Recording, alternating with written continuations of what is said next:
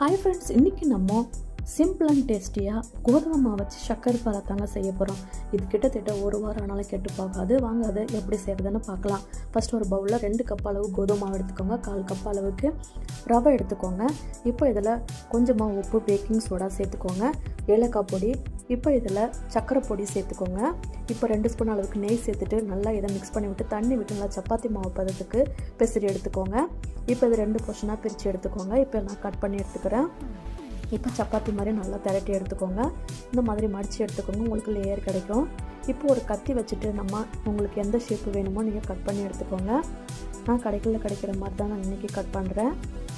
இப்போ இதை ஒன்று ஒன்றா பிரித்து தனியாக எடுத்துக்கோங்க. கடையில் எண்ணெய் காய வச்சுட்டு இப்போ ஒன்று ஒன்றா சேர்த்துட்டு நல்லா மீடியம் ஃப்ளேம்லேயே வச்சு நல்லா பொரிச்சு எடுத்திங்கனாக்கா சூப்பரான அட்டகாசமான சுவையில் சக்கரை பாறை ரெடி பண்ணியாச்சு. டேஸ்ட்டு வேறு லெவலில் இருக்குங்க. கண்டிப்பாக இந்த தீபாவளிக்கு ட்ரை பண்ணி பாருங்கள். தேங்க்யூ.